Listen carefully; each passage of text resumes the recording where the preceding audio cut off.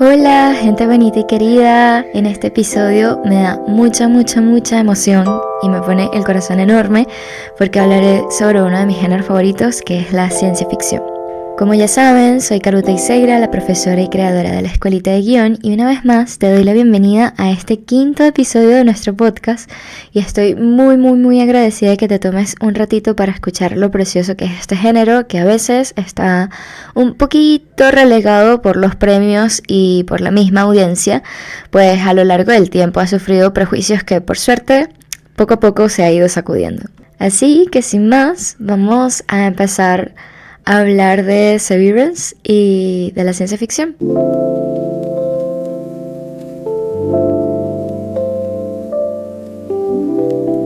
Y obviamente voy a hablar de Severance porque en la actualidad es el mejor ejemplo de lo que realmente es el género de la ciencia ficción, al menos en la televisión, y el interés natural que tiene este género de revisar y cuestionar y llevar al extremo a sus personajes, pero sobre todo a la audiencia.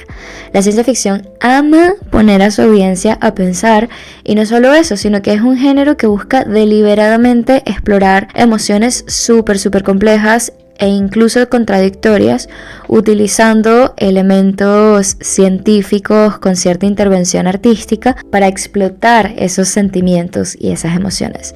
Se puede decir, de hecho, que la ciencia ficción no le agrada para nada ponérnosla fácil y obvia, todo lo contrario.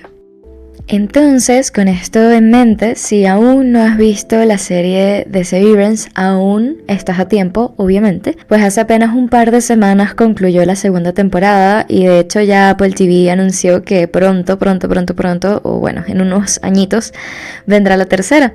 Así que te recomiendo ir revisando lo que a mi parecer va a ser una de las mejores series de esta década, creada nada más y nada menos que por Ben Stiller, que es mejor conocido como Zoolander, o como yo lo reconocí, que es el prota de Una noche en el museo.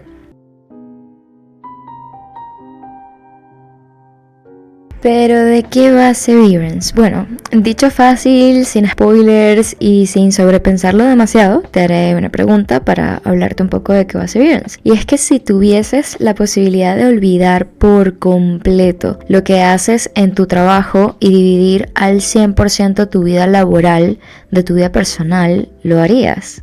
Aquí no juzgamos, aquí escuchamos y no juzgamos, porque cualquiera que sea la respuesta a esa pregunta, bien sabemos que hay algunos workaholics por aquí, incluyéndome, que quizás habrían dicho que sí sin pensarlo dos veces. En el caso de Mark, nuestro protagonista, la respuesta fue demasiado obvia, pero porque él quería olvidarse, aunque sea por un momento, unas cuantas horas al día, del hecho de que su vida personal estaba en pedazos tras la muerte de su amada esposa en un accidente de tránsito.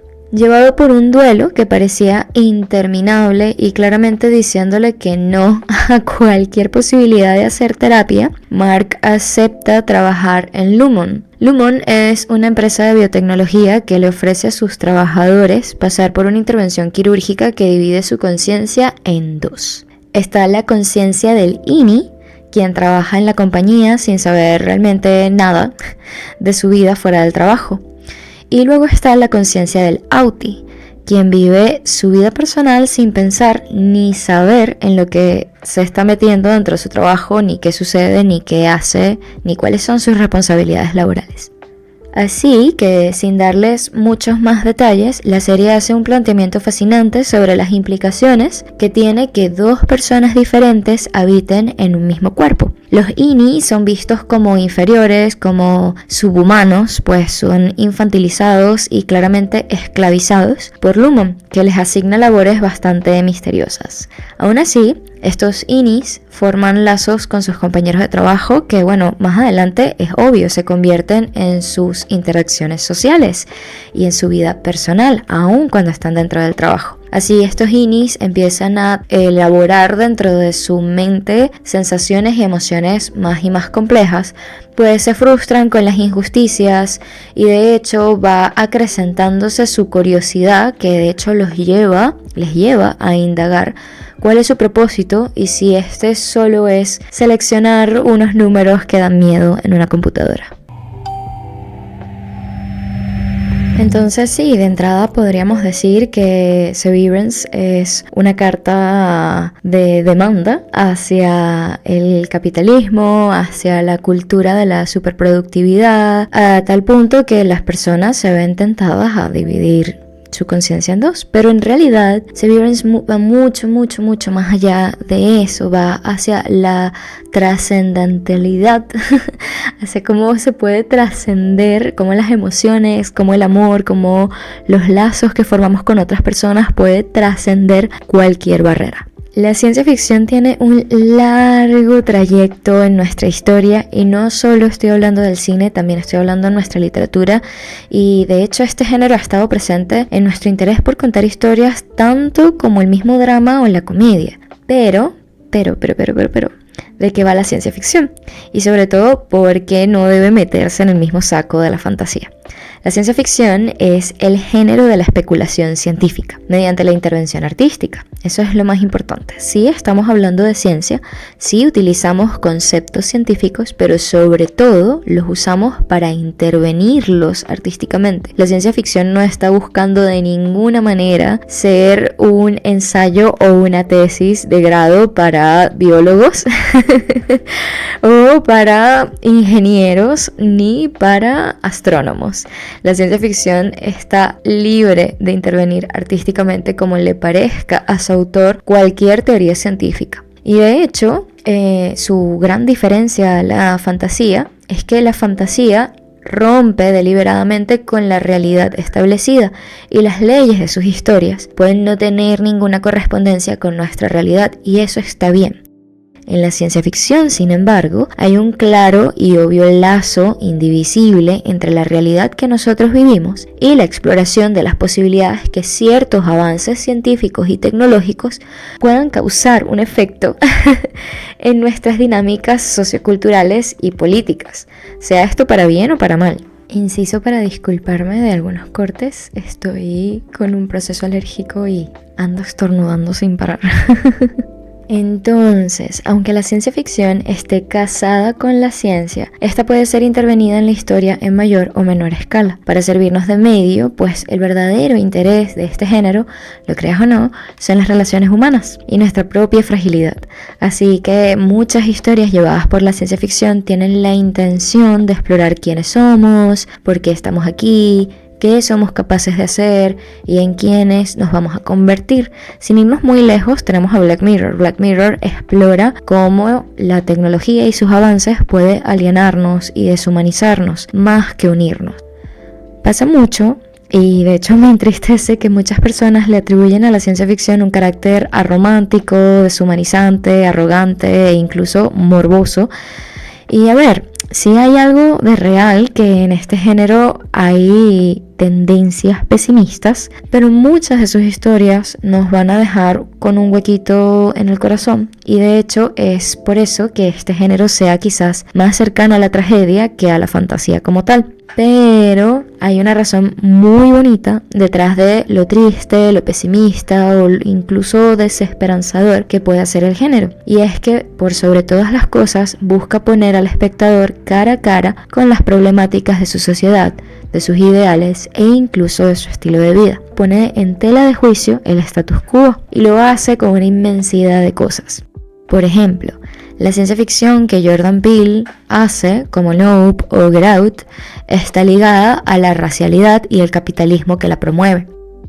Villeneuve tiene y ha mostrado tendencias más hacia el determinismo y cómo inevitablemente estamos atraídos de alguna u otra manera a ese destino que nos espera. Y de hecho, ese destino moldea nuestra identidad, y lo vemos en Arrival y en Blade Runner 2045.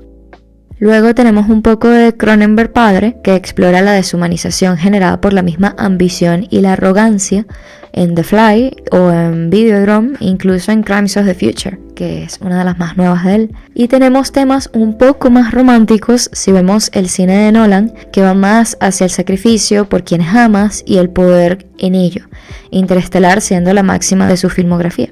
Y con estos ejemplos lo que quiero es que veamos la ciencia ficción más como un género humano que un género ecléctico e inalcanzable, porque todo lo contrario, es todo lo contrario. ¿Y a dónde voy con todo esto y qué tiene que ver con Severance? Hay una frase, aquí vengo con una pequeña anécdota. Hay una frase que influyó y terminó de consolidar mi amor por este género y fue en Solaris de Tarkovsky, que uno de los científicos le asegura al protagonista que el amor es algo que podemos experimentar pero jamás explicar. Poco después de haber visto esa película, me animé a leer 1984 y allí me encontré con esta otra frase que dice: temen al amor porque crea un mundo que no pueden controlar, refiriéndose al gobierno totalitario de este libro, que bueno, también han adaptado en películas. Con estas dos frases terminé de entender que por sobre todas las cosas, muchos protagonistas en este género, así como en el drama, toman decisiones, a veces deplorables o no, porque aman algo o tienen esperanzas de las cuales se aferran, pues no les queda absolutamente nada más que hacer. Y en muchos casos, no en todos, veremos que ese es el motor de las historias de ciencia ficción. Y es por eso que nos dejan en posiciones incómodas y con un vacío en el pecho y con ganas de llorar enormes, y a veces no entendemos muy bien por qué una película que está cargada de tecnología, robots y ciencias nos hizo sentir cosas tan profundas. Y en Severance es el más grande ejemplo que tenemos en la televisión y me trae demasiada alegría ver que más y más personas lo están viendo y se están subiendo como a esta onda de ver y hacer teorías y participar activamente en el proceso de ver la serie, porque además Severance no solo está visibilizando el género, sino que también lo hace más accesible, y además esto lo logra porque la historia consigue que nosotros experimentemos esas emociones contradictorias que no nos permiten celebrar los aparentes logros de nuestros personajes o entristecernos por las pérdidas. Y esto se logra gracias a nuestro protagonista. Muchas de las veces en las que Mark Innie gana implica una pérdida para Mark Auri. Y de hecho eso queda completamente claro en el final de la segunda temporada, sin spoilers, claro. Es como si la felicidad de un Innie imposibilitara la de un Auti y a la inversa. Ambos intereses no son conciliables y como compartimos tanto tiempo con los Innies dentro de la serie, es inevitable no tomar su lado. Pero una vez que conocemos a sus Autis y al principio nos parecen detestables, entendemos poquito a poco que tanto unos como los otros comparten un dolor que quieren dejar de sentir. Los otros 3 compañeros de trabajo de Mark comparten un deseo muy similar a él, y es que quieren amar, quieren ser suficientes y sentirse merecedores del amor de alguien y compartir libremente ese amor. Ese es básicamente el motor de los 4 trabajadores del Lumon sobre los cuales se enfoca la historia. Y en cualquiera que sea esa expresión de búsqueda de amor o de dar amor que tienen estos personajes, este mismo deseo hace que los Innies formen un lazo inquebrantable entre ellos, por más que sus supervisores y jefes accionen para que los Innies no se sientan más humanos, entre comillas. Y esto es interesantísimo porque en la ciencia ficción se plantean 2 tipos de humanos en sus protagonistas. Está el buen humano, que es un personaje genuinamente interesado en relacionarse con otros en busca del bienestar, ejerciendo o aprendiendo sobre la empatía, trabajando por un futuro mejor, consciente o inconscientemente. Son personajes que entienden el valor del sacrificio por el conocimiento y el otro, buscan la libertad para los suyos y por el buen vivir. Estos son personajes que podemos ver, por ejemplo, en Wall-E, así como en Interstellar con Cooper o en E.T. con los niños y bueno, E.T. En Severance vemos este comportamiento en Mark Innie. Luego tenemos al humano desligado. Aquí están los personajes que son un poquito egoístas, que de entrada nos puede parecer como muy narcisistas incluso, y es que se desenvuelven en el mundo con su propia visión, solo está su forma de ver el mundo y nada más. Y además se autoimponen un rol que deben seguir. Y de hecho hay como esta cosa de que su perspectiva es la de él o la de ella versus los demás. Solo importa lo que él siente, lo que él vive y lo que él experimenta. Una y otra vez, este tipo de personajes se convence a sí mismo de que él es quien forja su destino, incluso si eso implica hacerle daños a otros. En ocasiones los vemos ser deliberadamente maliciosos, pero en otros casos simplemente son personajes que están obrando para salvarse a sí mismos y proteger a quienes aman. Theodore de Her es este tipo de personaje, y Theodore no es realmente una mala persona. Katie en The Mitchells vs. the Machine también es este tipo de personaje. Pero luego tenemos a Paul Atreides en Dune, que bueno, ya sabemos quién es. En el caso de Severance es el Auti, es Mark Auti. Y con estos tipos de humanos vemos que de alguna u otra forma hay un argumento amoroso detrás de esta línea de acción, cualquiera que sea. No necesariamente es amor romántico, puede ser amor familiar, puede ser amor hacia uno mismo, puede ser amor hacia una creencia. El amor no se limita a la expresión romántica y clásica que nosotros vemos. Hay un genuino desarrollo filosófico en estas historias y en su manejo de ese amor, pues por lo menos en Severance tenemos múltiples cuestionamientos que justamente orbitan alrededor del amor. Y son, una de esos grandes cuestionamientos es que una vez hecha la separación y creado el INI, su Auti tiene control y posesión sobre esta persona que habita en el trabajo. El INI está realmente bajo el control de su Auti y el Auti genuinamente tiene derecho sobre la vida del INI. ¿Qué le da entonces ese carácter de poder sobre su INI? Es porque este poder es dado porque habitó más tiempo en el cuerpo que ahora comparten. ¿O es que son los INIs indignos de dar consenso incluso si sufren en la obligación de ceder algo que no quieren hacer? Y esto nos lleva también a pensar, ¿son los INIs incapaces de amar? ¿Es antinatural dentro de los INIs que amen y formen relaciones? Y esas relaciones que forman son más o menos reales que las que tiene su Auti.